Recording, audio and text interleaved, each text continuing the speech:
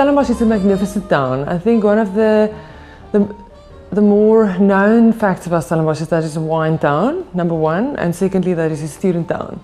But it's a very interesting mix, I would say, between old world opulence and opulent living, people with lots of old money, compared to a breath of fresh air in terms of new, 10,000 new students or 16,000 new students every year that maybe don't have the budget to spend. So it's a place where you can find magnificent stuff for young people to do at an affordable rate. But at the same time, I think it's one of the most expensive places to buy property. I was born here. And so for me, apart from, I'm sure everybody has it in the town, that they were born in the incredible sense of belonging.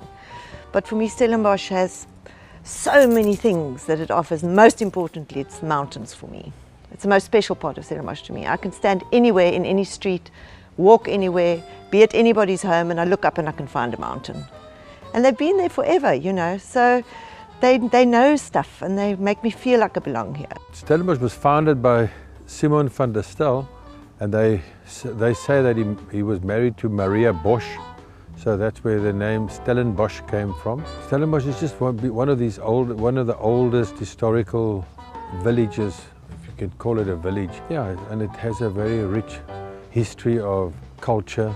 And then Stellenbosch is surrounded by the wine industry. There's a lot of things to do and see in Stellenbosch, and the town has evolved a lot over the past, I would say, especially 15 years. There's a very visible upliftment program going on in the center of town that really looks after the place, that makes sure that we get new restaurants and coffee shops each year. And actually, for someone who's lived here from 1977, every year there's something new to see, there's something new to visit. It never gets old. We have got wine farms, as you well know, with most fantastic restaurants. There are restaurants springing up in the village all the time, really, and it's such a fabulous hub in the village of gourmet experiences that one can go to, from Indonesian to Thai to anything, Indian, anything that you can eat, and local, obviously. Stellenbosch in total with the districts is spectacular. If you look at the vistas we have,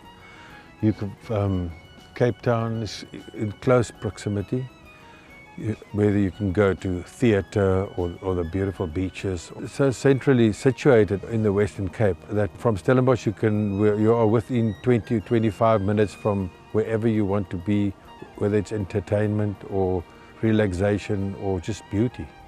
There will never be enough accommodation available in Stellenbosch, it's a fact. My dad worked at the university for many years, and I think the stat is something like 5,000 students every year that cannot find accommodation because there isn't extra accommodation available. So even if the university keeps building new reses, and even if people keep on renting their homes and their smaller flatlets next to their houses, there will never be enough accommodation. The things that tourists and students, I think, miss are local people.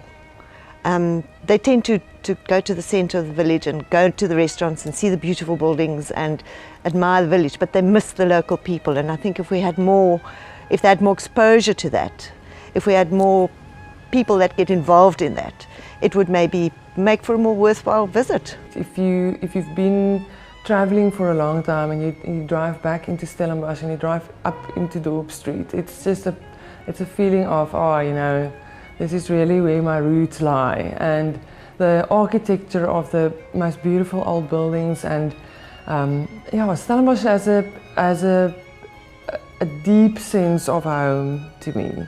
Not just because I was born here, but because I really feel like I'm as local as you can get.